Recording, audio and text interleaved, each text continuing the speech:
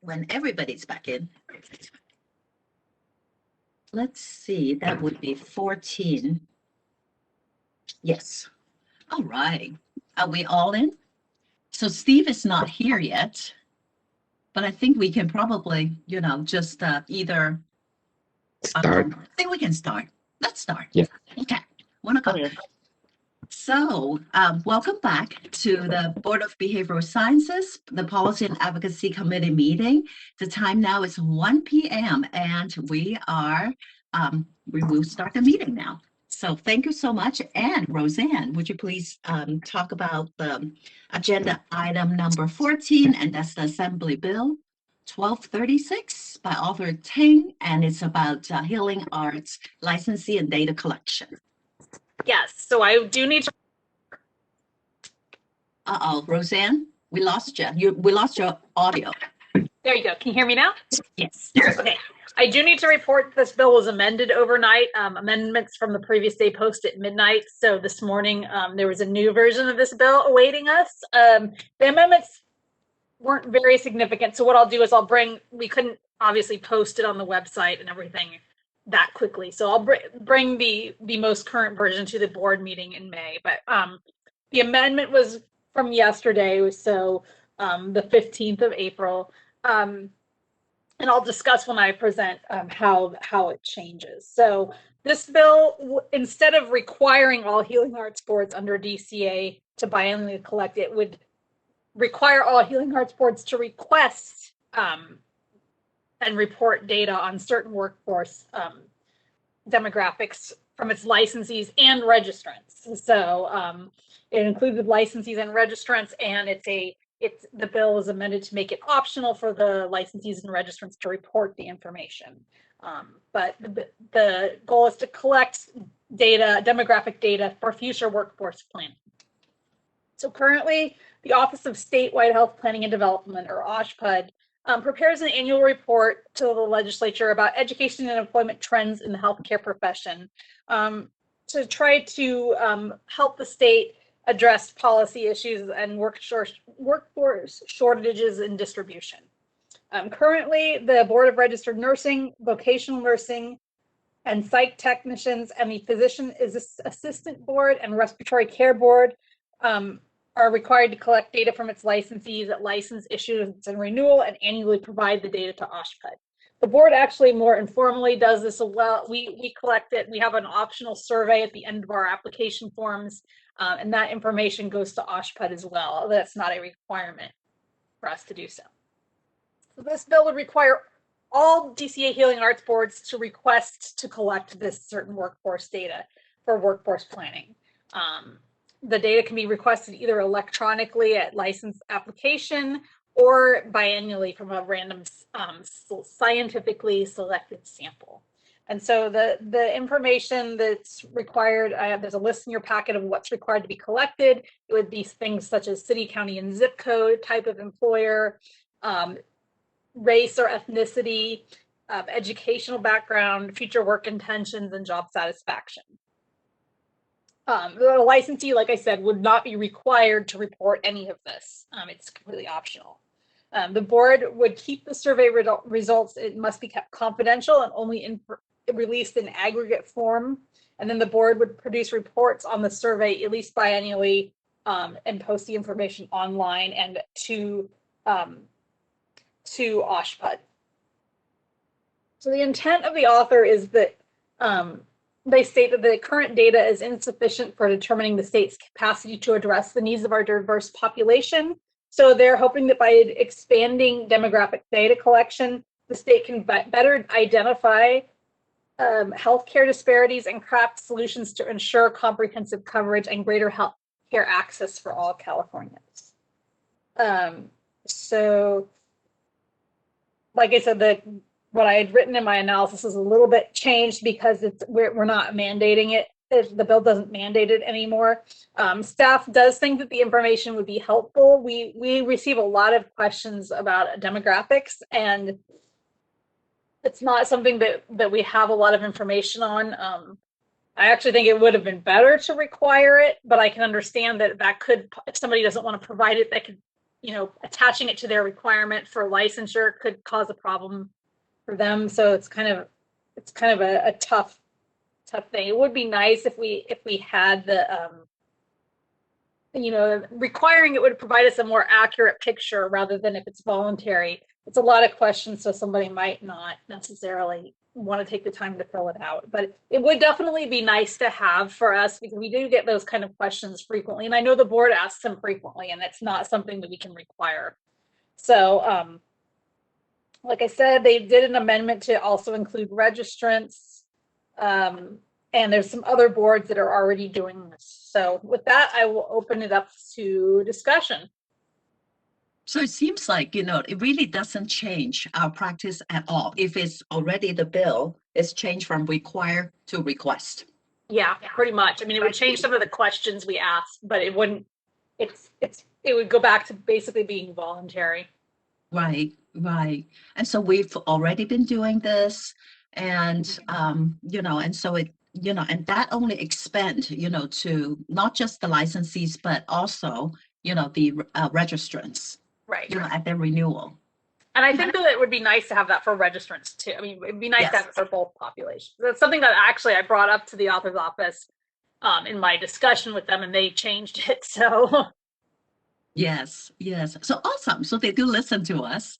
Yeah. So sometimes. Yeah. Sometimes. Well, we hope that it happen more often.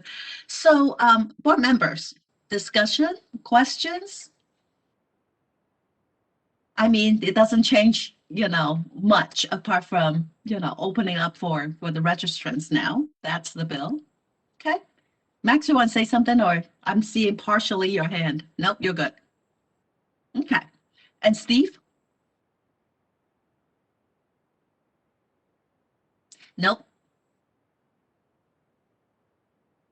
Can you hear me now? Yes. Thank you. I just want to echo what Roseanne said. It's one of these things where we've had this survey out there. It's on the renewals now too, and the participation is pretty. I don't believe we get much from it because it is kind of a tedious survey, which it's good, and I think it's definitely. I don't know how we can, like Roseanne said, it would be great if we could make this mandatory, but that does, open up a whole new can of worms. But I think the value of this is good, and we should see if we could pursue something like this. If for some reason we couldn't make anything like this required, then I think the board might want to venture into looking at possibly doing some other kind of surveys ourselves to really get this data, because it is necessary, I think, for ongoing. So that's my 2 cents. There you go. So it seems like, from the board staff point of view, it's actually more, it will benefit a lot more. Okay, it will make it a lot, bring more benefit by actually requesting the board instead of, just not requesting, requiring the board instead of requesting. I think that's not a bad idea, especially if staff express that, that it is, the data, the demographic information is actually valuable, for the board, for OSHPD. So I think we can probably, make a support if amended position, to actually advise the author office to change it back, from the wording to require instead of request. So that's my thought. So, any other board member? So, yes. Christina, so now I'm a little bit not confused, but then if the requirement will open a different can of worms, because in some cases we are not allowed to ask certain information, which are very valuable for us to identify disparities, right, in any sector of the population. So what are we not infringing, but are we asking something that's pretty much not goes in conflict with the so I'm a little bit confused about that. So in your position specifically, what you were saying, so maybe I misunderstood. Roseanne, you want to chime in? Sure. The previous version of the bill, it required it. It did let them it was optional, their race and ethnicity reporting, but without the law actually requiring the reporting, we can't require it. And so that is the problem. It could cause somebody, if they leave the survey blank and try to renew their licensure, then we could come back and say, hey, well, you didn't complete the survey, it's required.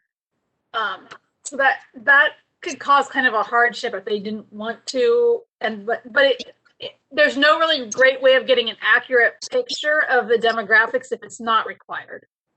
Right. So, instead of voluntary, if you really want to have a good picture, an accurate picture, that I think the requirement is actually, important. So everybody will do the same thing, and it's going to be an aggregate form. It's not like, you will be identified.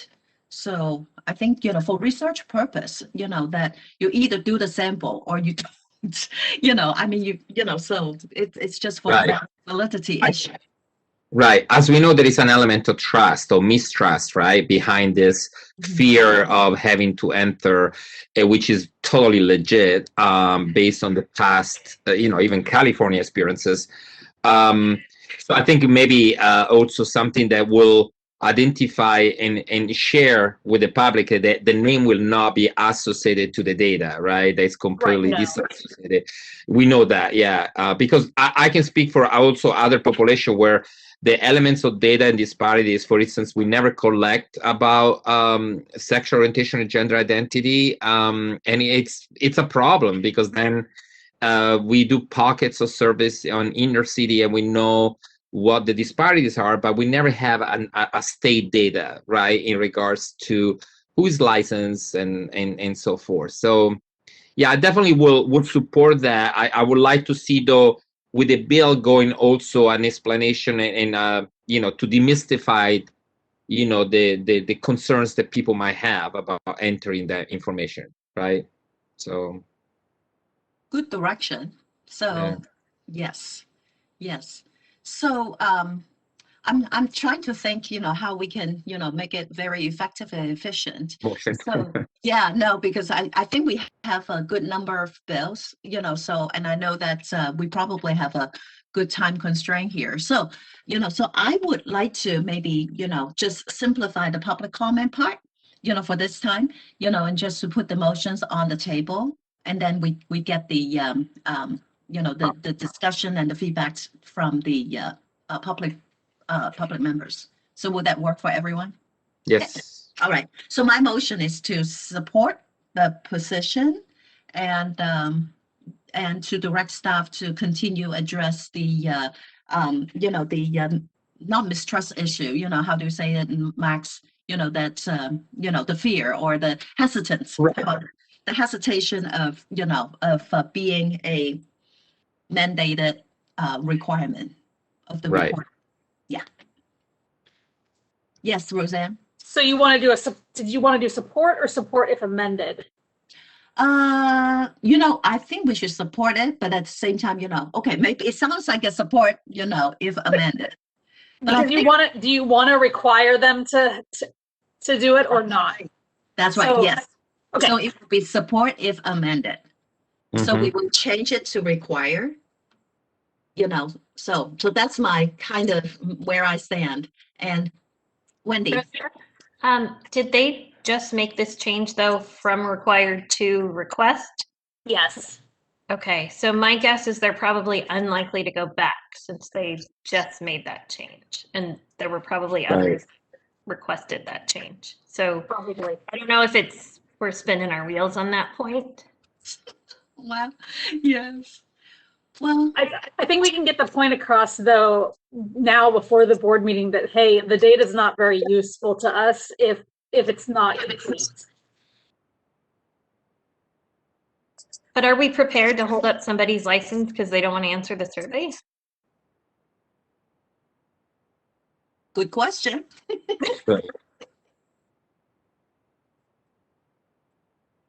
Because I don't know if I am. I mean, the information is useful, but we're going to prohibit somebody from practicing because they're not comfortable sharing their information. I mean, it seems.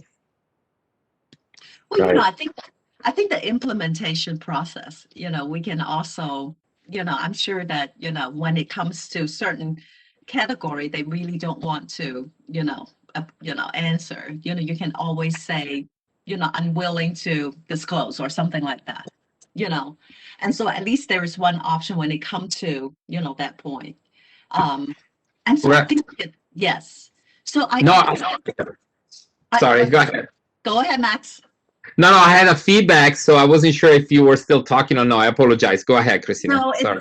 I'm just saying that, trying to, actually, Wendy asked a very, very valid question, but at the same time, I'm also thinking that, is that something that is unresolvable, because that's kind of like where my head is going. And so, and I understand, that, and so Cecilia said, for example, if my suggestion is like to have something like do not disclose, then at least when you see that choice, in an aggregated form, that becomes like a very good indicator that where the people, where the registrants and licensees, thoughts are at, and then I think becomes like a very legitimate, issue to resolve. So what about, I love all of this, Christina, what about if they are mandated to answer the questions, but along the pull down menu, let's say if it comes to race, you have also the option to say declare to state, which is also a statement. It makes a statement, right? So it tells, because so at least people that they actually want to share the information, they have opportunity to do so because it's important to them, for others not. So, but they have, so that you don't hold a license back, because definitely Mindy brought a good point. Wendy, I don't know why I said Mindy. Sorry, Wendy. So that we don't hold license back, but at the same time, they need to scroll down and check that. So they know, because sometimes once if you're filling out an application, it's long on its own, and they give you an option not to go to page 3, 4, and 5, you click out because you don't want to spend more time on that, right? And so instead, the idea is they still had to go through, but they have the opportunity on the pull down menu to say declares to state, or whatever other language will be appropriate. I think that's a great solution. I don't know, Wendy, if you feel that could be in addressing your issue. Yeah, I think that makes sense. Like in a lot of job applications, they have a section on there about demographics, and they have you can opt out at answering the question. So I think that makes sense. At that point, to me, it doesn't feel like it's required information. It still feels optional. So it still feels requested, but not required. So then I don't know if then maybe the words, maybe I'm overthinking the words, but if people can opt out, then it's not necessarily required either. Well, perhaps unless they decline to state, it's also considered information that we need, right? So at that point, it's obligatory anyway to enter something, whatever, if it's race or no information, but you still you're obligated to let us know if that's a data you want to share or not. In that regards, there is an obligation of the act. I think that makes sense. Yeah. And also there are a lot more items, apart from just the race and ethnicity and the gender identity. And so I think, when you look at like educational background, future work intention and, language spoken, those things are actually very pertinent to their, employment, and very useful, for really workforce planning, because the whole point is that, we want to address the disparity. And so, so I think we have to kind of like wait and see, do we really, black and white saying that, we don't really want to require it, knowing that, we might run into obstacle. So I think, for now, I would say that, maybe supportive amended, and then really maybe, provide the technical support, to, in terms of like, how do we encourage, the participant and reduce their fear, their mistrust and whatnot. Roseanne? Yeah, so what I'm thinking is a support if amended, and then change it to require the boards to collect the information, but address that in the bill, address hesitancy about data collection, and also possibly having a decline to answer option for each question. Right. Okay. So sounds like a really good solution. So in that sense, let's see, maybe we should just go ahead and have a motion, and I'll move that. And Max, you second? Or Yes. Okay, I saw your hand, so I don't really want to make you second. No, I know. I was seconding. Yeah. Okay, I do not want to be the dictator, and I'll be out of this job. And so, all right. So now just a moderator, would you please open the Q&A panel? This is the moderator. We've opened the Q&A panel for public comment.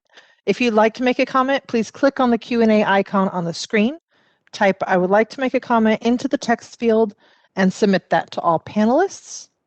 Our first comment comes from Rebecca Gonzalez. Rebecca, your line is open. You'll have 2 minutes. Thank you. Rebecca Gonzalez, NASW, California. We are in support of this bill. I didn't see the amendments until now, and initially I was disappointed, but then I heard your conversation about, how requiring it could lead to some problems. So I definitely like the board's solution and just wanted to concur in the motion or that you had presented, that we agree with that. Thanks. Yay. We love stakeholders loving our suggestion. And moderator, any other? Seeing no other requests for comment, I'll close the panel. Thank you very much. So we do have good support, from the stakeholders. So I think we're, there's no amendment, no change. Board members, no other amendments. So I think we're ready to vote. Okay, Deborah Brown, Yes. Max Disposti, Yes. Wendy Strack, Yes. Christina Wong. Yes. Motion carries. Thank you very much. So it's time to move to number 15, and that's the Assembly Bill 1386 by Arthur Cunningham, and regarding, again, another military partners and spouse fees, licensee fees. Thank you, Roseanne. Yes, so this bill kind of runs in tandem to the one that we considered just before lunch. That was 1026. And this would require licensing boards within DCA to grant fee waivers for initial or original license fee for a person who holds a current license in the same profession in another state and is married or in a domestic partnership with an active duty of the U.S. Armed Forces who is assigned to active duty in California. So like I said previously, currently we are required to expedite the licensure process for these individuals, but there is no fee waiver currently at this time. So the intent, again, is to ease some of the burden placed on military families of trying to support their family, but having to move frequently if they hold a license in a profession. It would require a fee waiver for the initial issuance of the license. Our applicants typically also have to pay a registration application fee, registration renewal fees, application for licensure, which is the eligibility for the clinical exam. These fees do not appear to be waived under the bill, although there is some question on what an original license fee is.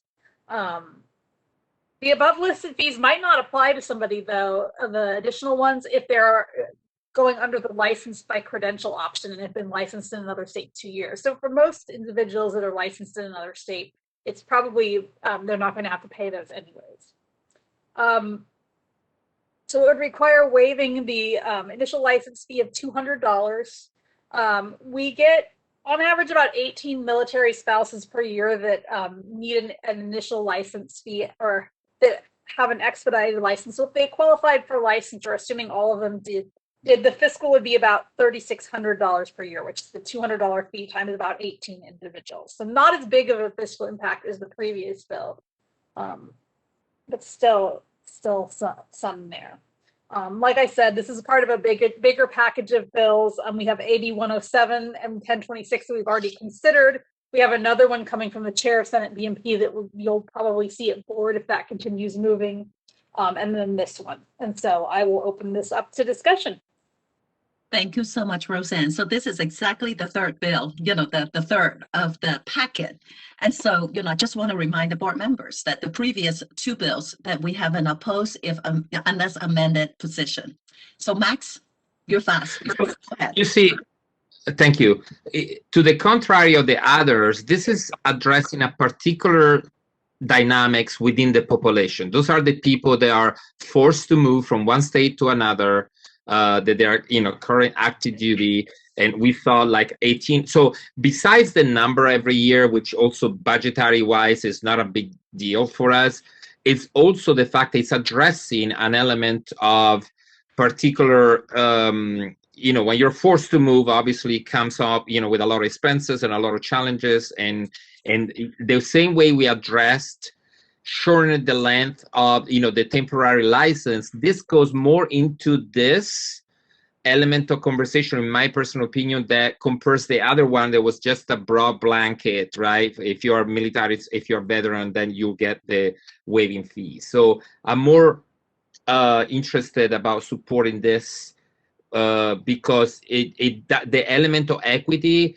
it's actually applicable in reality, in the fact that this is a small portion of the population that is going to have this challenge. So it's just an initial waive fees is not like comparable with the other ones before. At least that's what I understood. So I don't know if anyone wants to share that. And Steve? You brought up a good point. It is kind of a little bit different because you do have somebody who's licensed in another state and then does get, for other better words, disadvantaged because they have to, stop their practice and move to another state. So I think that is a good point. I mean, it is a little bit different because these people, the spouses are, actually being disadvantaged in some way. So it does help out. They could actually with income too. They lost their income possibly, and now they have to come in and pay our licensing fees. Nice. And, since they're a spouse, and partners, and, and I think with the data, for 5 years, that, the number, it's really just a handful. And so, especially the spouse, it's not even their choice, because, if their family member gotta move, then there's no other option.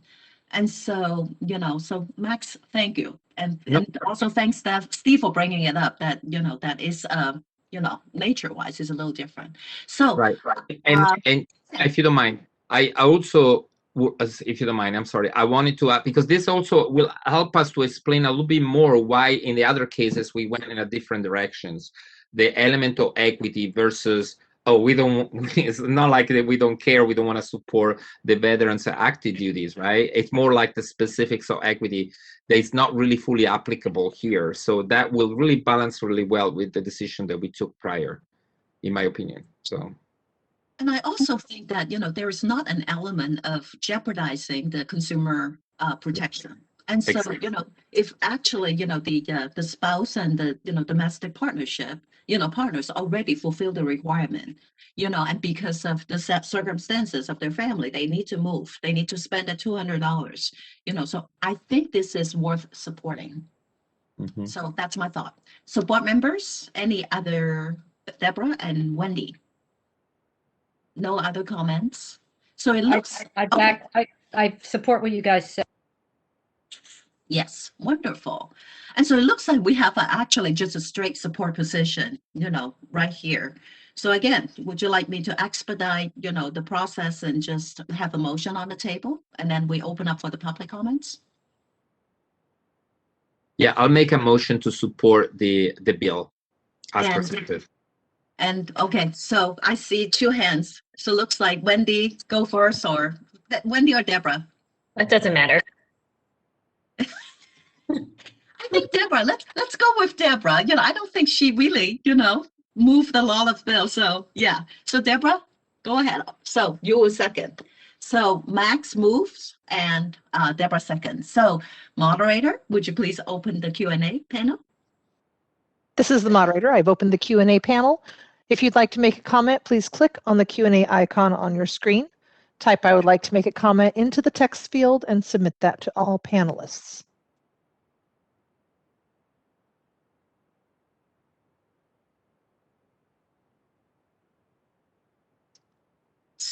Seeing none, I will close the panel.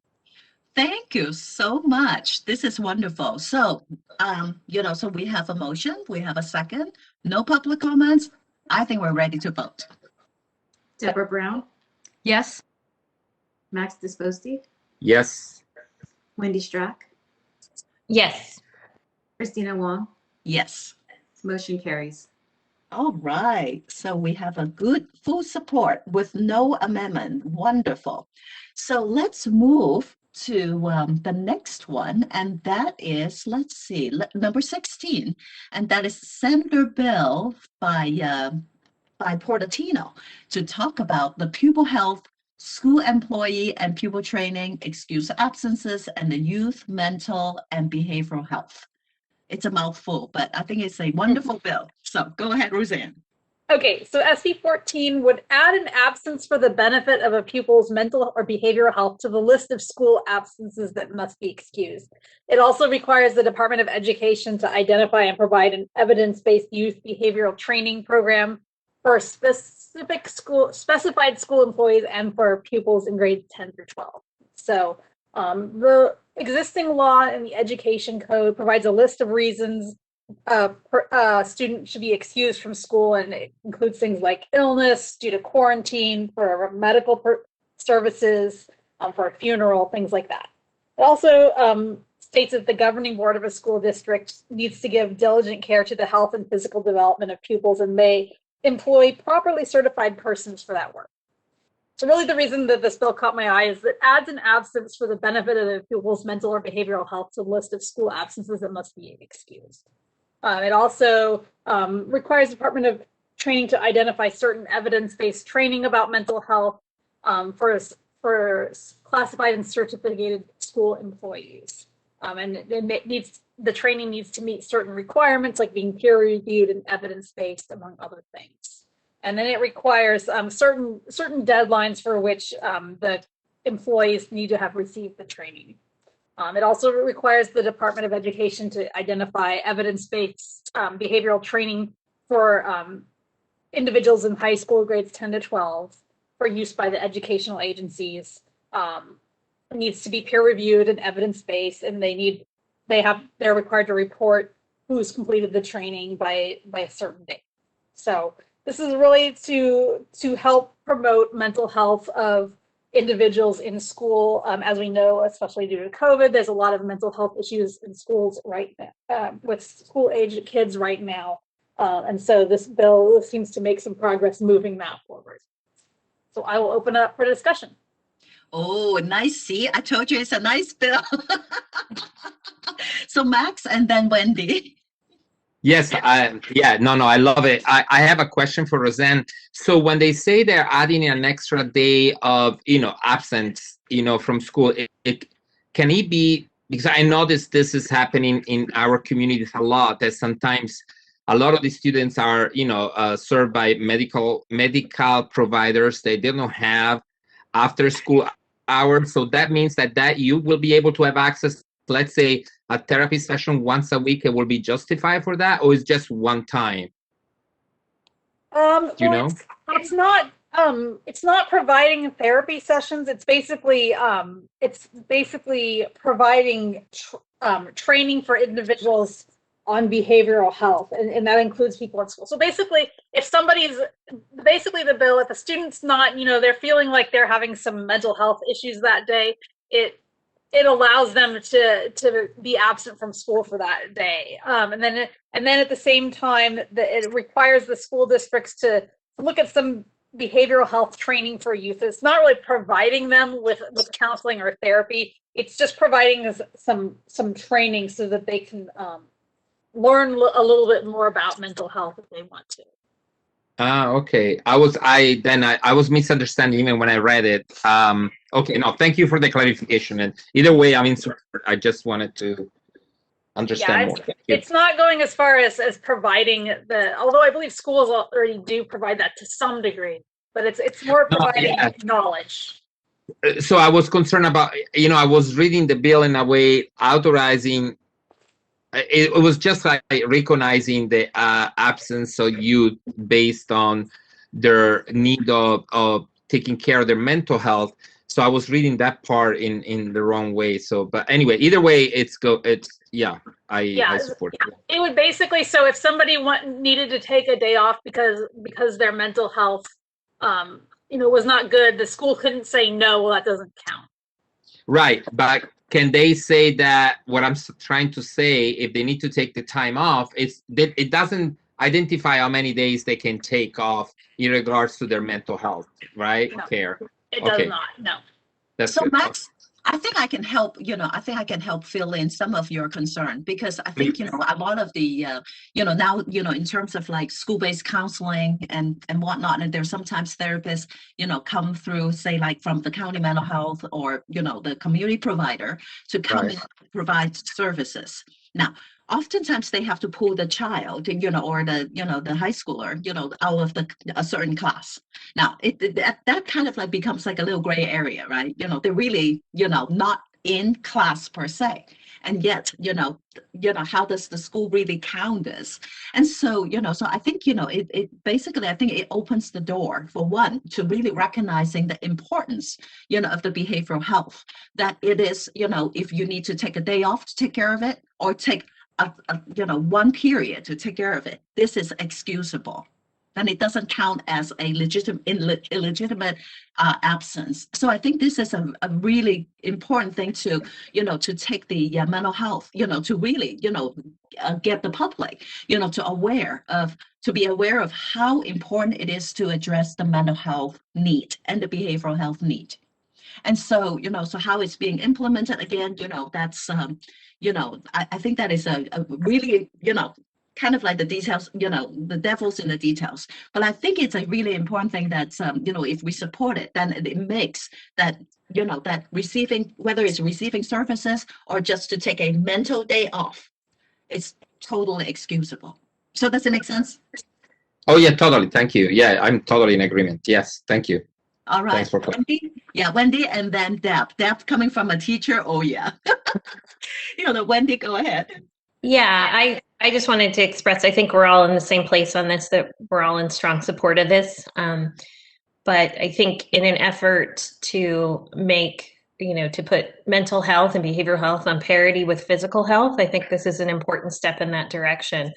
Nobody bats an eye if you have the flu and you stay home. And so it shouldn't be any different for mental or behavioral health treatment or issues as well. So I'm enthusiastically in support of this. Yes, absolutely. Deb, you have a lot of line experience. Yeah, front line. Just two things. If a student, just to clarify, if a student is pulled out of your class to go and take advantage of some resources that the school district has purchased, usually, students aren't marked absent because they're there. As long as they're there before lunchtime, the school gets their whole pay, and they're not dinged in any way, shape, or form, and they can't be punished. The other is just to make sure that it's one more thing that's included, so that if the student is suffering from depression or is having a bad mental day, that you're not punished when you get back. And so that would land on unexcused, and then you get to do Saturday school, or it could go into a truant. So this is a lot of logistical record keeping. It's sort of like allowing one more number that can be checked by a doctor when you walk into the office that the insurance company is going to pay for. So, but the bigger issue, I think, this is the logistical one, is bringing on board training for teachers or other staff that would be interested in learning about mental health. As you might guess, all of us teachers are on the front line, and we all serve as counselors, whether we want to or not. The students expect you to serve as a counselor.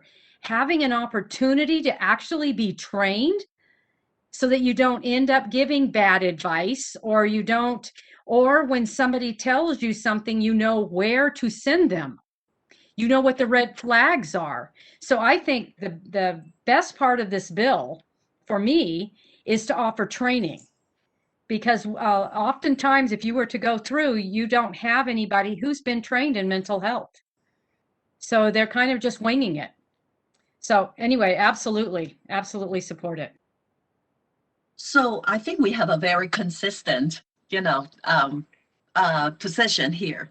And now I would like to, stir up, the crock pot a little bit. So just two commandment, not commandment, two amendments. One is that I would like to actually, expand it to all grades. Now, right now, I think the bill is only, geared towards grade 10 to 12, which shows that, it is the stage when the kids have more, the kind of behavioral emotional issue. The reality is like, even younger kids, they have that too. And so that is one thing that I think if a ninth grader, why can't they have mental health issues? So I think it's probably easier to implement, to open to all grades, maybe from 1 to or K to 12. The other amendment is like, I want to, in terms of the training, I want to, it's a very comprehensive training about like, recognizing, behavioral health issue. But I think the more, pertinent issue is really about the suicide, risk identification, that kind of stuff. So, so just, to add another more specific layer, it's really about like, the evidence base, how to recognize, suicide and how do how do they handle it, at the school level. So that's kind of my 2 cents. So, but I support it. I totally support it. So, let's in that sense, so let's open, maybe we can have a motion on the table again, and just I'll make the motion. I'll support the bill and add those and support.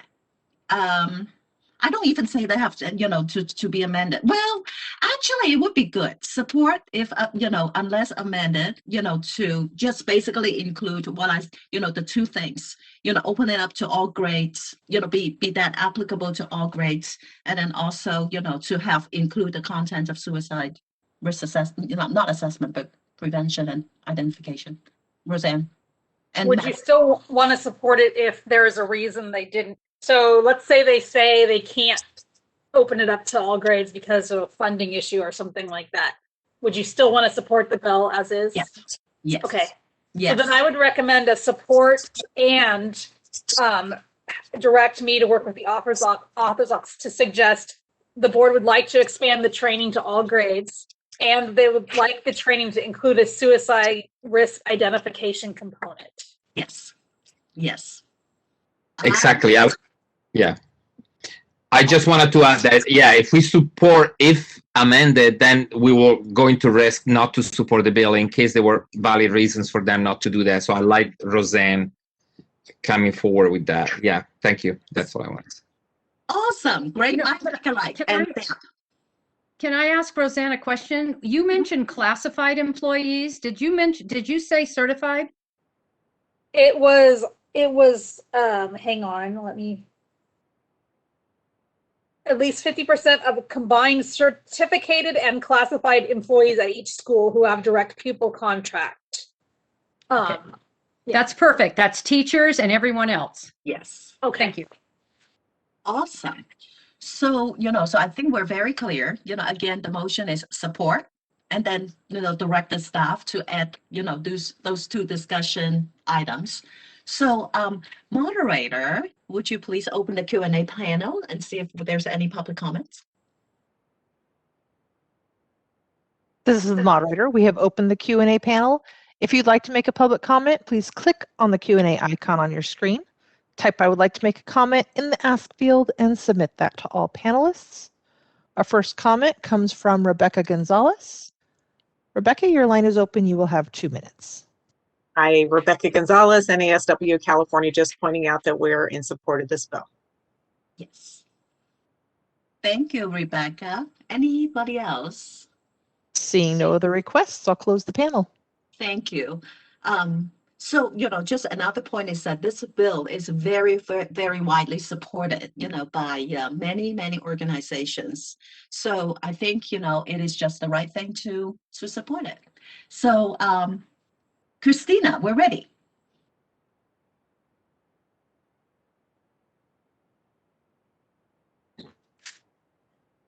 I was muted. Who was the second on the motion? It's Max. Thank you. Okay, here's the vote. Deborah Brown, Yes. Max Disposti, Yes. Wendy Strack, Yes. Christina Wong. Yes. Motion carries. Thank you. So Roseanne, now maybe you can explain to us why number 17 is not going to be discussed right here. Yes, so number 17, that is SB 221. So this was a really interesting bill about timely access to mental health care. And it basically prescribed some time frames on when follow-up appointments need to take place. But upon looking at the bill a little further, I had some concerns with there. It got into a lot of technical details. It has to do with codifying regulations for the Department of for the DMHC, the Department of Managed Healthcare, and the Department of Insurance. It has to do with codifying some of their regulations on follow-up treatment. And it gets into a lot of technical issues about availability of treatment and things like that. So I didn't feel at this point, while it might be helpful for the board to weigh in on supporting timely access to care, a support position would be weighing in on, it felt like it would be weighing in on a lot more of that, more items that were outside of our jurisdiction. So I'll continue to watch that bill. And then we might see it back in the May meeting if the movement, becomes more pertain to, our jurisdiction. Yeah. Possibly. Yeah, it's loosely pertains, but it's pretty technical. Right. Okay. We'll be happy to keep on watching, and see what's going to happen. So then we will move to number 18, and that's the Senate Bill 731. The author is Durazo, and it's regarding criminal records relief. Roseanne? Yes. So this bill would require the Department of Justice to provide arrest and conviction relief for certain specified felony offenses. And then it would also require the Attorney General to exclude arrest and conviction records that were granted relief from state, federal, or summary criminal history information. So basically, in terms of what that means for this board, it means it would be excluded from fingerprint reports that we get for enforcement. So existing law beginning July 1, 2022, existing law is already requiring the Department of Justice to review records in the statewide criminal justice databases monthly and identify people with arrest records eligible for arrest record relief. The law allows courts to permit defendants who are convicted of certain felonies punishable by imprisonment in county jail to, after a certain period of time, withdraw a plea, and then the court would release the defendant from all penalties and disabilities. It's called an expungement. Requires beginning July 1, 2022, the Department of Justice to review records in criminal justice databases and identify persons with convictions that are eligible for automatic conviction relief. And then the law also requires the Department of Justice to maintain state summary criminal history information and the AG to furnish this information to specified agencies and entities if needed to perform their duties. So in other words, in plain language, provide fingerprint reports. So what this bill would do is it amends the law to provide that a person eligible for arrest record relief if the arrest occurred on or after January 1, 2021, and the arrest was for any type of felony, provided that the criminal proceedings have not been initiated, at least 3 calendar years have elapsed, and no conviction occurred or there is acquittal for the charges. It also amends law to allow arrest record relief if the arrest occurred on or after January 1, 2021. The arrest was for an offense punishable by imprisonment in state prison or county jail for 8 years or more. If there's no indication that criminal proceedings have been initiated and at least 6 years have elapsed and no conviction occurred or there was an acquittal. And then it also allows the court to permit defendants who are convicted of any type of felony, not just specified ones, but any felony, to, after a specified period of time after completion of the sentence, withdraw their plea. And if they're not under supervision for serving another offense, be released from all penalties and disabilities. And then it prohibits state summary or federal summary criminal history information, in other words, fingerprint reports, from including certain information, and that's record of arrests that were granted this relief if at least 2 calendar years have passed since the relief was granted and there is no new felony convictions during that time.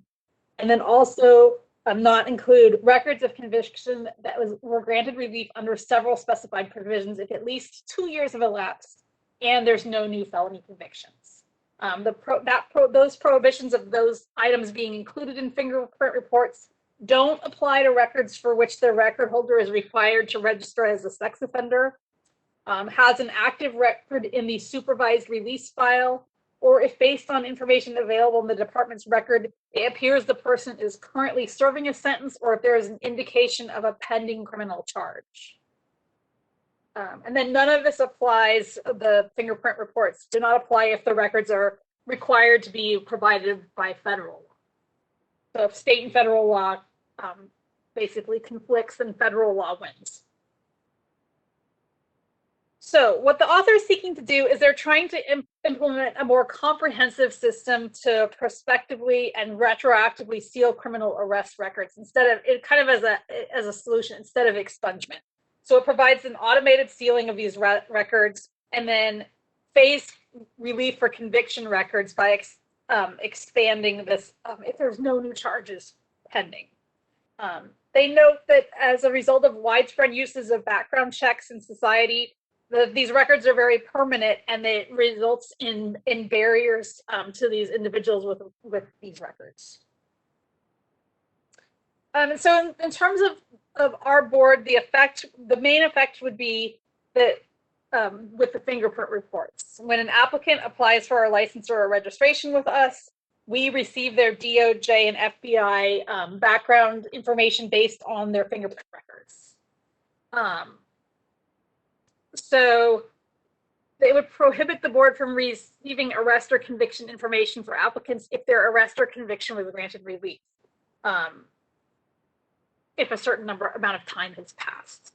So in terms of a staff perspective, in many cases where these convictions are old, it was maybe a long time ago, and it's been the person's been successfully rehabilitated and subsequent convictions never occurred, not receiving one of these reports would likely not affect the board's decision about whether to issue a license or registration. In some instances, failure to receive this information could have implications for public protection.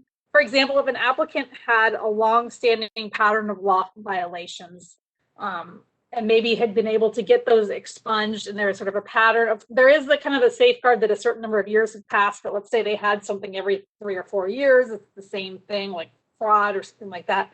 It could, the inability to review it could have, the inability to see their entire criminal record could potentially prevent the board from making a complete informed decision regarding licensure. So with that, that's all I have to say on that. So I'll open it up for discussion. Thank you, Roseanne. This is, I was reading this and it's kind of confusing because of all these, penal code and, the terms that they use. But I think, once we, look at really is about like, just basically is,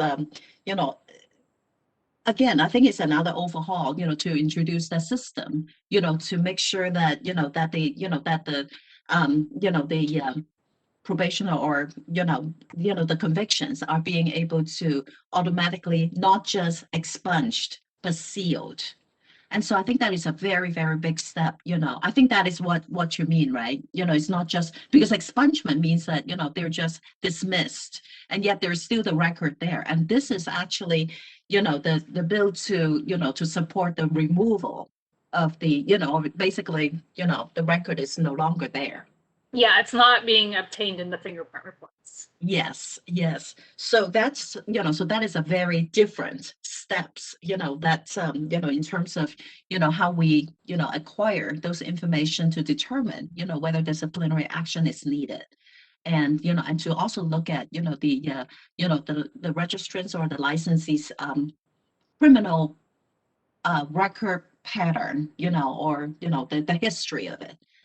And so, so I definitely have concerns, knowing, just, from my, being a licensee. At the same time, I also like to hear, from the board members and see what your thoughts are.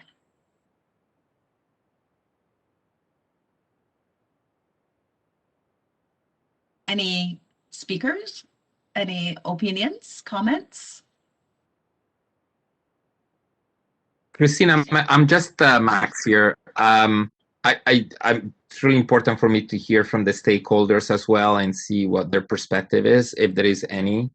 Yes. So I'll wait. Yeah, no, it's fine. So there are some items that like this. I think that, the stakeholder opinion is very important. And it has been that movement, trying to decriminalize, the registrants and the licensees. And so I think this is exactly, part of, the efforts, to really try to, help the people who have a criminal records, to be able to find jobs and remove the obstacles. So, so our balance really is about will this bill be able to protect our public? Will that be, sufficient? Will that, if this measure, or this bill is being adopted, and signed by the governors, are we able, to identify, those, those licensees and registrants may need, to have the board, to have an extra level of the oversight. So I would, now I'm going to change my practice. So moderator, would you please open the panel and see if there's any stakeholders like to speak? This is the moderator. We have opened the Q&A panel. If you'd like to make a comment on this bill, please click on the Q&A icon on your screen. Type, I would like to make a comment into the text field and submit that to all panelists. Our first comment comes from Rebecca Gonzalez. Rebecca, your line is open and you will have 2 minutes. You're going to get sick of me today. Rebecca Gonzalez, NASW, California. We are in the bill. We feel that there are enough protections that the author wrote in the language to guard against any consumer protection challenges, but we also do have a long-standing belief in people being rehabilitated, and that people who may want to become social workers who have a criminal background, that lived experience is really important. It can make them even better practitioners. There's some crazy statistic that 1/3 of people in California have a criminal record.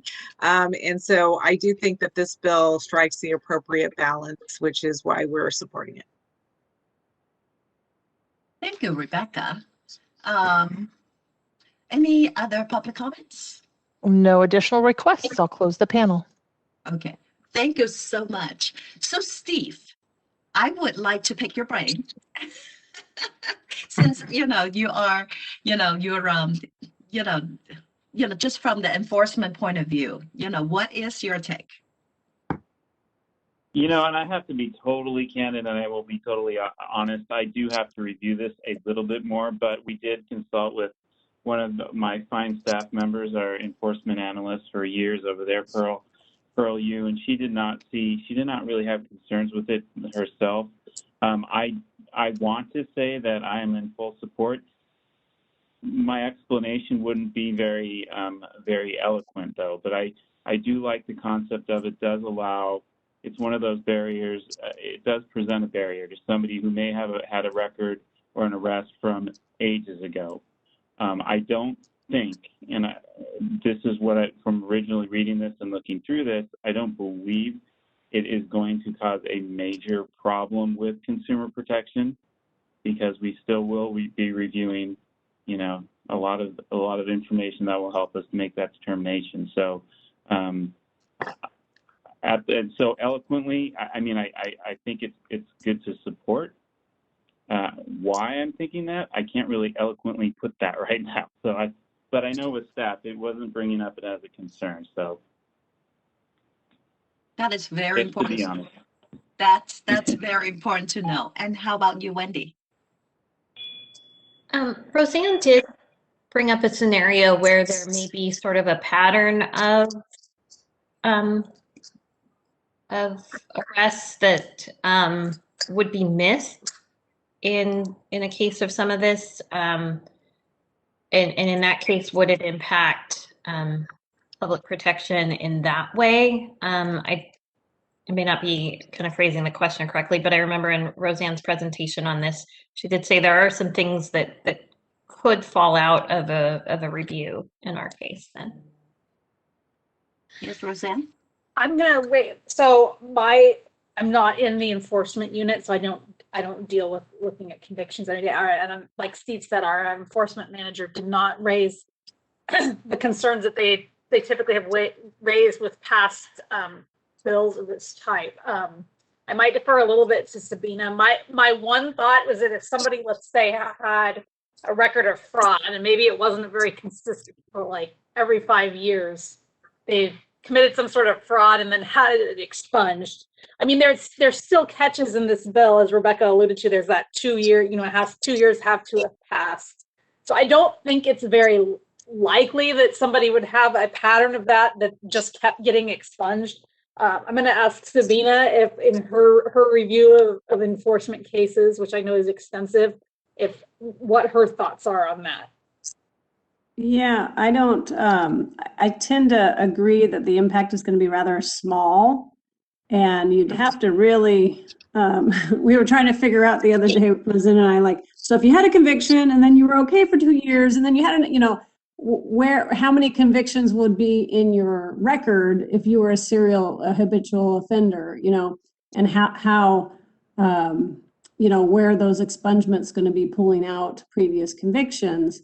And that's a rare case too. I mean, it's not like we are seeing applicants or licensees with, some kind of extensive record like that anyway. So I think the impact's going to be rather small. I understand the intent, just like, AB2138, kind of similar intent, trying to clean up people's older records and give them, more clean slates to pursue occupations and licensure. Okay, thank you. That was helpful. Sorry. Christine. I didn't mean to interrupt. Okay, so Max, and then Steve, and then Wendy. Thank you. I think Wendy. No, she said. So no, I also I appreciate you, Christina, always reminding us about, obviously our role for consumer protections and in regards to, how this will impact. But also when we talk about consumer protection, we're talking, especially when we talk about the provision that we take, right, with some of the licensing in regards to, suspending the license or revoking and so forth. Usually there are ongoing, we care about the ongoing present dynamics, of offense. And even though sometimes people come to us with offenses happen like a few years prior, we review them and there is supervision, there are some mechanism in place. But here we're talking about situations that have been done and dealt with. Mm-hmm. So I don't see this bill actually exposing the consumer protections in the way that we intended at the board. So I feel very comfortable about the support, because I think actually it does also really supports, what we have done throughout, supporting our licensees, and especially those that are coming from a background that they turn around from, and they are actually now amazing providers that are actually able to connect with the people that they serve. So yeah, I feel like it's very fitting in what we have been doing as a board as well. So yeah, but thank you, Christina, for bringing that up as well. Always. Thank you. Mm-hmm. And Steve, and then Wendy. Make sure. And so, yeah, I was like the pattern, establishing a pattern, I think like what Sabina said, it's going to be probably pretty rare where you see somebody being able to expunge, 5 different records and the time frames and such. So we will see, we would see some of these historic cases possibly. That's why I'm kind of, it would be one of those one-offs where somebody might, get by with 5 fraud cases or something. And so that's why I think I'm happy with it. So. Good. And Wendy? I actually didn't intend to speak again. I was just thinking when I jumped in before. I'm just thanking for the clarification on my earlier question. So I think that helped me understand it better. Thank you. You know, this is actually really wonderful that when we hear from all staff, you know, from our legal, you know, from our EO and stakeholder, I think, you know, if we look at it, it's like, you know, we are not going to, you know, the impact of the consumer protection is so small, and it's really worthwhile to support, because I think, you know, many people, you know, spend thousands of dollars just to go to the expungement and realize that, you know, the case are not really completely sealed. And so, you know, so that really served the purpose of, you know, having a mechanism in place that they're able to, you know, get their record. You know, they really give them that confidence that, you know, okay, this is my restart of my life. And so how can I make better use of it? And so, you know, so I think, you know, if they are repeat offenders, they will repeat offenders, you know, if, you know, and then for those who are, you know, one-timers and, you know, and hopefully they will take that rehabilitation very, very seriously, you know, and then turn their life around. And so, and we value, you know, their life experience, the lived experience. So, so it sounds like in that sense, there's no amendment, you know, for that suggested amendment for this bill, and it's going to be like a straight support position. Agree? Feels good. Okay, so I need somebody to move. I'll move the motion Okay. in So support. Wendy, okay, Wendy, would you like to second? Sure. Since I took that opportunity away and put that, so, all right, so we do have a motion, and we have, you know, Max moved and Wendy second. So I think just as a formality, let's open for the Q&A panel. Thank you so much. This is the moderator. We've opened the Q&A panel for public comment. If you'd like to make a comment, please click on the Q&A icon on your screen. Type "I would like to make a comment" into the text field and submit that to all panelists.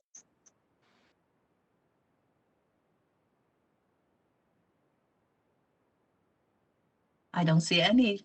Seeing no requests, I'll close the panel. Thank you so much. So we're ready to vote. Christina? Okay, Deborah Brown. She has Oh, left the meeting. Yes. Okay, sorry about that. Max Disposti, Yes.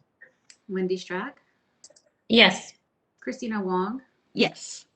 and since we still have a quorum with Deborah's absence, the motion carries. Thank you so much. So let's move on to talk about the Senate Bill 772, and that's item number 19 by Ultra and Bog, and that regards professionals and vocations, citations, and minor violations. Roseanne, please. Roseanne, can you unmute yourself? Yeah, sorry about that. No. Yes, this bill would prohibit DCA boards from finding a licensee for a minor violation if the violation meets certain criteria. So under existing law, boards have the ability to establish a system for issuing citations. When assessing a fine, boards have to consider certain things: the gravity of violation, the licensee's good faith, the history of previous violations. A licensee has a right to contest the finding of a violation within 30 days of its issuance. And the executive officer, when levying a fine, needs to take into account certain factors: the gravity of the violation, the good or bad faith exhibited by the cited person, the history of previous violations, evidence that it was or was not willful, the extent to which the cited person has cooperated, the extent to which the cited person has mitigated or attempted to mitigate any damage or injury caused, and then any other factors they deem relevant. And then it outlines a process for a cited person to contest the citation by requesting an administrative hearing or an informal citation conference. So under this bill, a DCA board would be prohibited from finding a licensee for a minor violation if it satisfies all of these following requirements: if it does not pose a serious health or safety threat, if there is no evidence that it was willful, if the licensee was not on probation at the time the violation occurred, if the licensee does not have a history of committing the violation, and if the licensee corrects the violation within 30 days. And so the author states in their fact sheet that they're seeking to provide financial relief to businesses and licensees who are often small businesses. They indicate that small businesses make up 99% of businesses in California, but unlike large corporations, they don't have the legal resources to navigate all of the nuances of the law. And so they may make minor mistakes not on purpose, but due to misinterpretation or lack of awareness of the law. One concern staff has with this bill is that a serious health and safety threat is not defined. The board's enforcement unit issues citations for various different types of law violations, practicing with a delinquent license, supervising on a lapsed license, not completing CE, associates working as an independent contractor, or failure to, like I said, complete CE. So any of these might be considered minor and not a direct serious health or safety threat, but they do have implications for public protection and the integrity of the profession. For example, if the supervisor is not currently licensed, or if somebody's not completing continuing education, then they're not keeping current with the profession. So there are concerns there. If the board was unable to find a licensee for practicing with a delinquent license, and there's not really much of an incentive to keep the license current unless they get caught. And then they could just simply renew the license within 30 days with no punishment. So that's kind of concerning from a public protection standpoint in terms of people having a license and completing their CE and making sure that they're doing all the right things to maintain their professional status. The board already, as I've outlined, has discretion when in considering issuing a citation and fine. There's certain factors that need to be considered, like the extent that the violation was or was not willful. So one good example is with advertising violations. Our enforcement unit already will give warnings. Depending on the circumstances, every circumstance is different. But if it's somebody forgot, let's say, to put their license number in their advertisement, and it wasn't somebody said, oh my gosh, I didn't realize my advertising number was in there, or it got cut off, or something. They would first say, well, can you fix it, please? And then if they didn't fix it within a certain amount of time, then they might get a fine, but they would be asked first to correct the mistake. So we already do that at the board's discretion. And there also is a process for a licensee to contest the citation if they believe that it's unfair. So there is already a process in place for this. And staff does have concerns that this is going to remove some of the incentives to follow the law unless the board actively finds that they're not following the law. I'll open it up for discussion. Thank you, Roseanne. So, our minor violation, from the board point of view may be very different compared to how the other people look at it. And Right. Yet, the ramification, for our violation, can be very big, and it might harm consumers. So I think the intention is really good, not to, impose too much, just to basically give,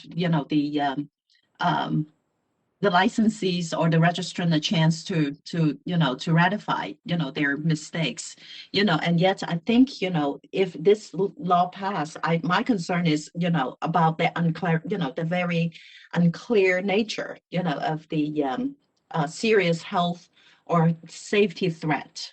So I think that's my concern. So I don't know if there's any way that we can carve out, some of the typical, the citation reasons, and just basically, have that, just make sure that, we have we're not taking away, that authority, for the board to, impose any of the citation to, to the registrant or even outsider or, non-licensees or licensees. Yeah, that's just my thought. So, board members?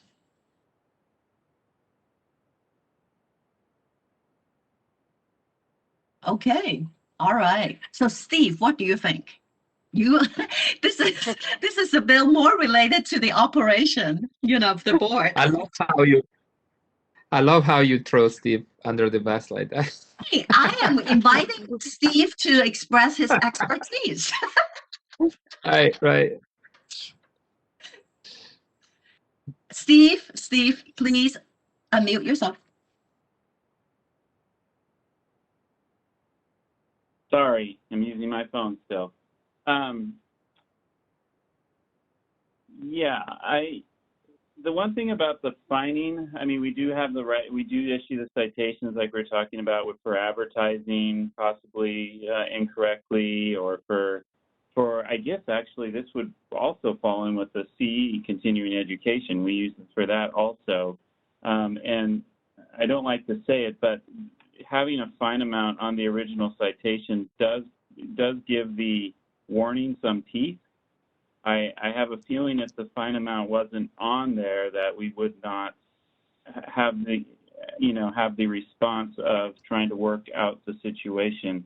I mean, so it could possibly extend the process that we have. I think it would make it more, I don't want to say maybe more convoluted. We'd be issuing I'm not sure, actually, that's the other thing I would have to see, what we would actually issue, because I don't know if we even have this is Sabina, I might have to ask Sabina, I don't know if we would order an issue of warning or what we would issue to say that you are, there's a violation that you're committing. The other thing too is just what Christina was saying, poses a serious threat to the health or safety. Maybe I think advertising does. I mean, so I don't know. But it's one of those things where we don't want to start defining exactly, because that leaves us no discretion to, discretion as to decide that maybe that wasn't a, that was a minor violation. Honestly, I could see if with these minor violations, and I don't know if I should go on record saying this, but I could see possibly if you would amend it to say, advertising guidelines, maybe the CE continuing education violations. I mean, maybe naming the actual violations that we would consider under this might be some way to go. But yeah, I don't know. Sabina, do you know what we would issue if not like a formalized citation? And just as a clarification for everyone, when we issue a citation and fine, it actually lists out what they have to do to actually correct the violation, which, like for advertising, they would have to make sure all their advertising is up to our codes. And then it also issues a fine saying if they don't do that, then, or within that, you also have to pay a fine. You have the right to appeal that. So I'm not sure what we would do in this instant if we had one of these minor violations. Sabina, will we just issue a citation again, or? Yeah, I was looking through it and it's really not crystal clear. Like you said, you already have discretion. I have some of my other boards who have an option to issue what's called a notice of noncompliance. And that's like above, like prior to like a cease and desist or prior to a citation, but like you said, you also, most of the time, you guys probably contact everybody and say, hey, just so you know, this is, your advertising is wrong, and most people probably are like, oh gosh, I didn't realize that. Thank you for letting me know. And, with the lack of clarity on the definitions, it is really, and I'm not sure if that was intentional. Perhaps they still want the board to have discretion if that leaving those definitions out. Perhaps they are trying to make it broad enough so you can continue to have your discretion. I don't know what the intent, so I don't know like if that was like some of the intent is to continue that discretion, because if that's the case, then it's going to be up to the board staff to decide what is minor or what is health and safety, what's a harm, It's going to be really hard to, enforce something like that that's not really clear. And I do appreciate this. And I've always kind of, that's one of the things that I've not, I guess maybe I'll just say struggled with, is that we really don't have an interim between citation. We have a citation and fine, and then we have accusations and stipulations. But we don't really have in law, I can't issue a kind of like a letter of reprimand or some sort of mild sort of, hey, this is what you need to do. Even if I did that, though, we don't really post it online. There's really no teeth behind any of that if we needed to, pursue, making sure that they, correct the violation. So I don't know. I think it needs to be hashed out a little bit better. And then when does it become not minor? For example, like Steve, if you're saying five violations later, the same advertising violation, now is it not minor because you're now a repeat offender? Again, is it discretion or is it only can you say now it's not minor after 2 and they fail to correct? One more thing, and in that instance, let's say we still continue, somebody keeps violating, that is a lot of staff time. And so, it's like collecting fines and stuff. If we're able to collect fines to try to offset all the staff time that took into effect, I don't know. I think it just needs a little bit more definition to what they're getting at. So I think that's very clear. I think the definition creates I want to say hugest problem, the biggest problem. That was one of my jokes before, the hugest. So, I think it's a really, really big issue, because without the definition, I think we just kind of like beat around the bush and, not really knowing what to do.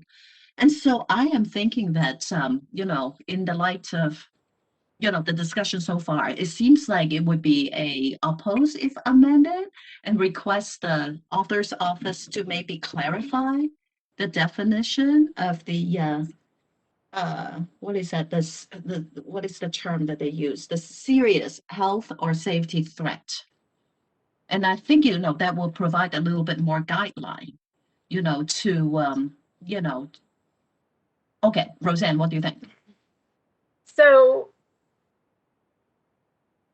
if they define that, and Steve and Sabina can wait. I don't necessarily see a way to clarify the way out of this because it goes down sort of a rabbit hole, whereas it doesn't account for all situations. Right. We kind of have the built in on the first page of the analysis, the factors that the EO considers when doing a citation or fine. I kind of feel like the framework is already in there.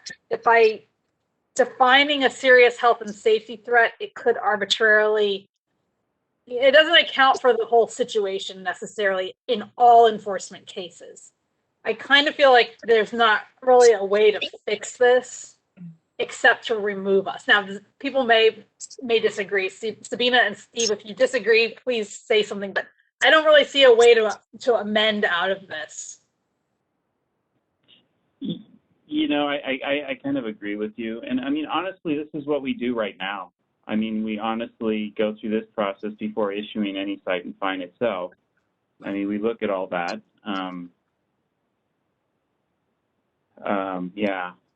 I think you're right, because that's what I was kind of alluding to earlier. You really don't want to, you can't define everything in that section A, serious health and safety threat. Yeah. Okay. In the sense, hearing from the staff, and it looks like the position will be actually a straight oppose. Because, if it's so clear that, it is very hard, to, whether it's carved out or redefined, that's not going to work, then looks like that's the position. Mm-hmm. It's going to be really hard to get that definition perfect and apply and to get it perfect for all boards. Right. We can also have a position to just remove BBS from it. That is another, yeah. You could do an oppose unless amended to remove BBS as well. Right. Right. So, I don't know what it's more, I think this might be a more, also a very applicable situation to the other boards. Possibly, Because- yes. yeah, possibly, yeah. And so, so in that sense, what members, what do you think? A straight oppose, or should we just remove ourselves from the, from the bill?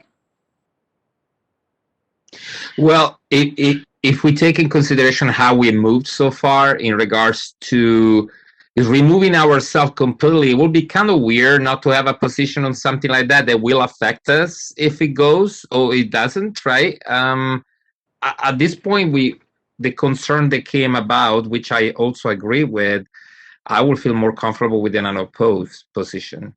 Okay. All right. And Wendy? I think I'm where Max is. Perfect.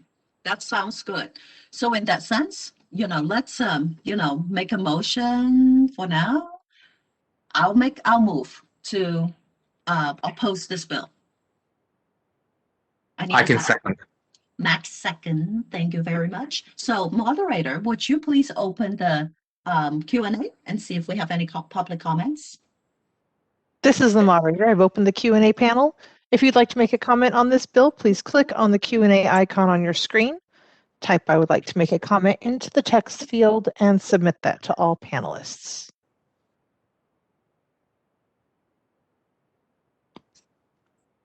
Seeing none. Seeing none, I will close it. Thank you so much, moderator. So Christina, I think we're ready. Okay, Max Disposti, Yes. Wendy Strack, Yes.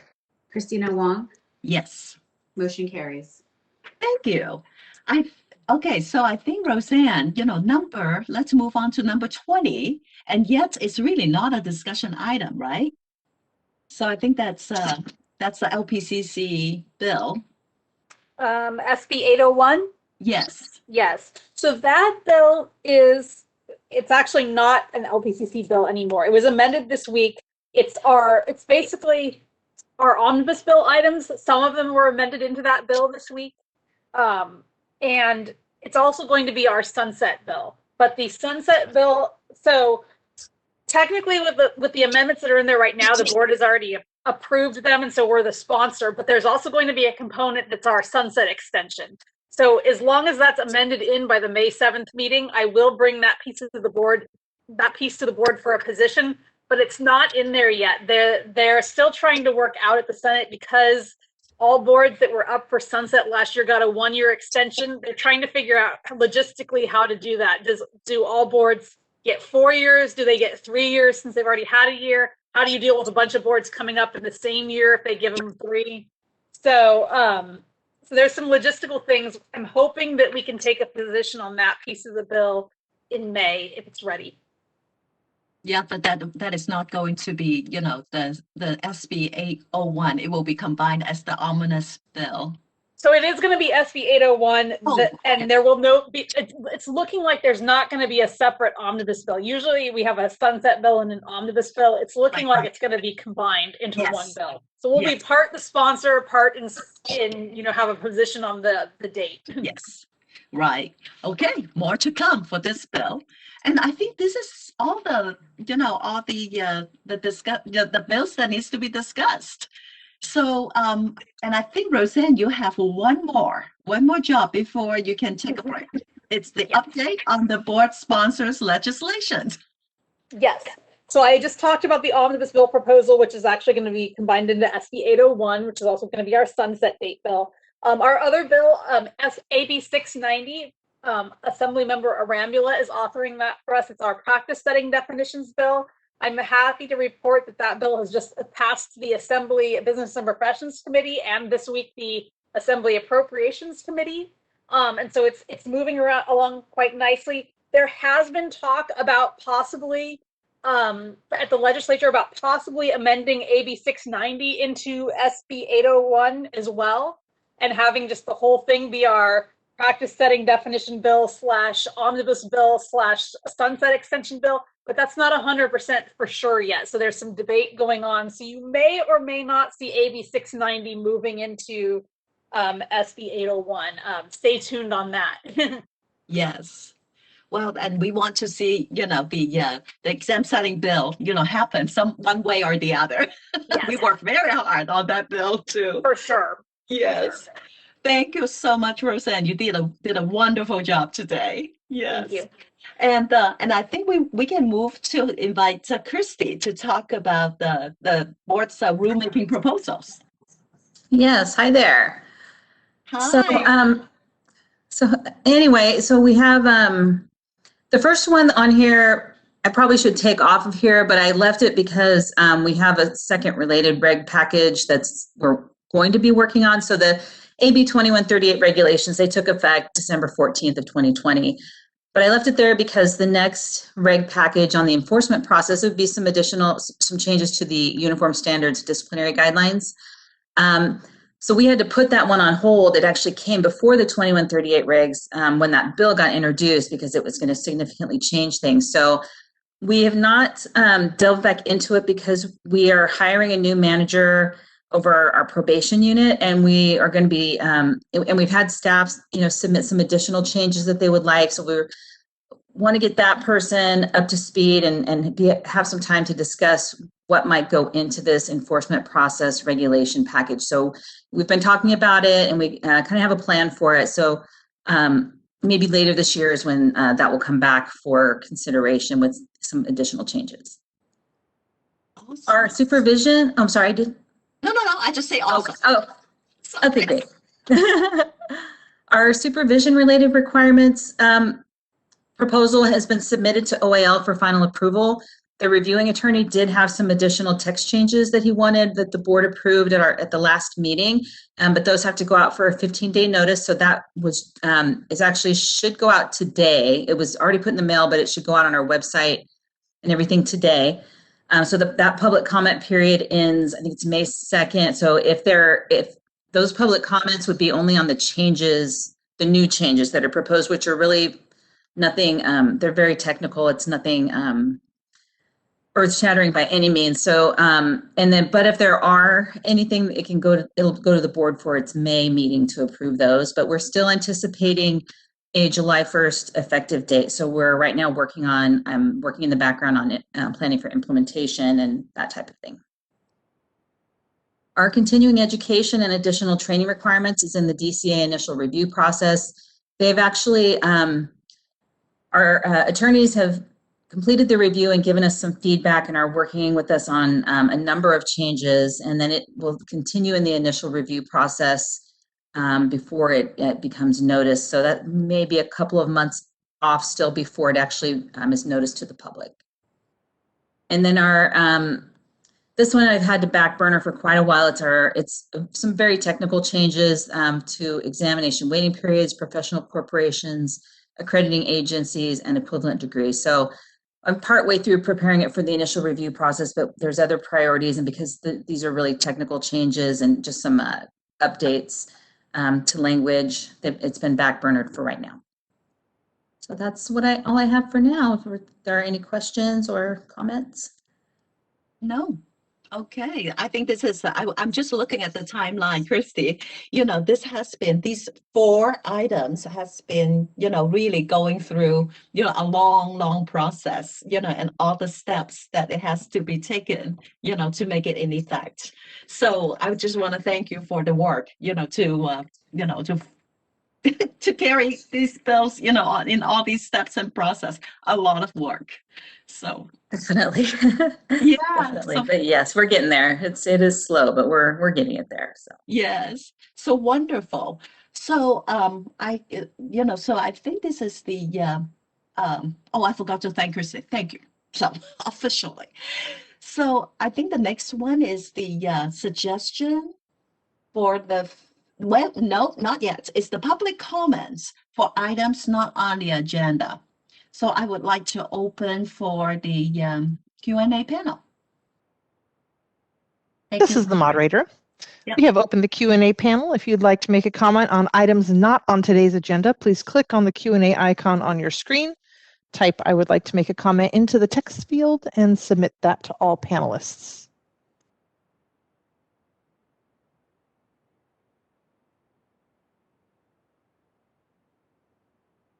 Seeing no comments, would you like me to close the panel? Yes, please. It is Thank you closed. so much. So, suggestion for future agenda items? Any suggestion for future agenda items? Not today? Actually, I do have one. I don't know if that belongs there. So I came across a situation, where, a license, well, actually it's a registrant. I think this, I talked to Steve about this. The registrant actually was about to, take the license exam. Very, very close to take the licensing exam, and yet, got into a car accident and passed away. And so, and then, reading, I explored with Steve and find out that, the EO actually doesn't have the authority, to award the posthumous degree, not degree, the license.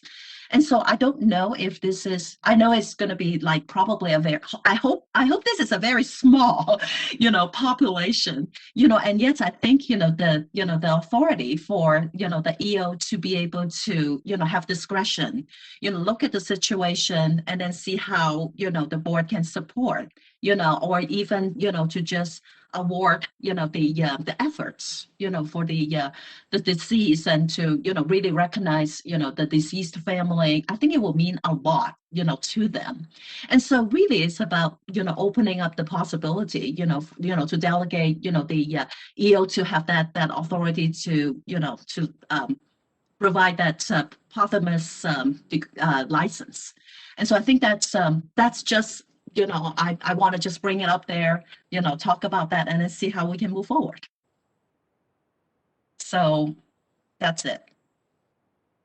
All right. So this is our favorite agenda item time. It's called adjournment. The time is 2:37 p.m. And I want to thank everybody for the wonderful contribution and discussion, so we can take position on all these bills. And I want to thank the stakeholders also. So I think we will have a really wonderful discussion again, on, in our May board meeting. So again, thanks to the staff and thank you everybody. So we can adjourn. Thank you. Thank you. Thank you, Christina, for your leadership and everything. Thank you. Oh, Hey, Roseanne and the staff. Thank you. yes. Well, it's fun. We make it fun. Make it easy. So, Roseanne, you want to say something? Oh, okay. I see Roseanne. Nope. Okay. Well,